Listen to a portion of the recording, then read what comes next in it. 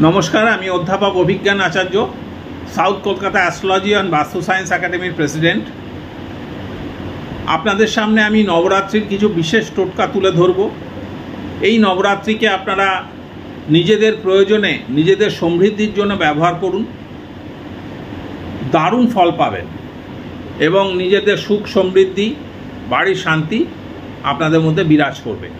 আপনাদের কি করতে হবে? প্রথমেই যে কোনো 3টে উইশ, অর্থাৎ 3টে জিনিস আপনারা যা ভগবানের কাছে প্রার্থনা করছেন, একটি সাদা কাগজে লাল কালি দিয়ে পরিষ্কার করে লিখবেন।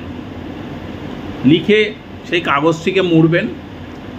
মুড়ে একটা মা দুর্গার সপরিবারের ছবি নেবেন। সেই ছবির সামনে কাগজটিকে রাখবেন একটি থালার মধ্যে বা প্লেটের মধ্যে।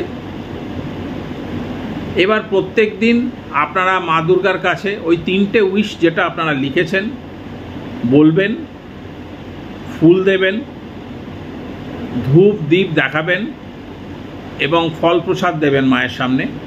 এবং এই উইশটি সকালে 3বার, বিকেলে 3বার, ওই 3টে করে উইশ প্রত্যেক দিন বলবেন। এই কাজটি আপনারা পুরো 9 দিন করবেন। নবমীর দিন আপনারা অন্ততপক্ষে 100 গ্রাম কর্পূর নিয়ে আরতি করবেন। 100 গ্রাম করতে গেলে আপনাকে ভেঙে ভেঙে করতে হবে, নাহলে অনেকটা আগুন হবে। যাদের অভ্যেস নেই তাদের পক্ষে অসুবিধা হতে পারে।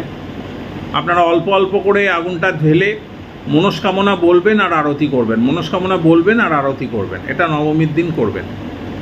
এই কাজটি সম্পূর্ণ হলে আপনারা ওই যে কাগজটিতে লিখেছেন সেই কাগজটি আরেকটি খামের মধ্যে ভরে আপনার মানি ব্যাগে বা ঠাকুর আসনে রেখে দেবেন। আর প্রত্যেক দিন যে ফল প্রসাদটা দেবেন সেই ফল প্রসাদটা আপনারা গ্রহণ করবেন, আরও সবাইকে দিতে পারেন। এই কাজটি সম্পূর্ণ হলে 21 দিনের মাথা থেকেই আপনি ফল পেতে আরম্ভ করবেন। আপনি সুখ সমৃদ্ধি, সন্তানের ভবিষ্যৎ, গৃহ সমস্যা, কর্মজায়গায় সমস্যা, যা কিছু প্রার্থনা করতে চান সেটা প্রার্থনা করবেন। অবশ্যই আপনার ফল লাভ হবে। মায়ের কৃপায় আপনি ধনধান্যে পরিপূর্ণ হবেন। ধন্যবাদ।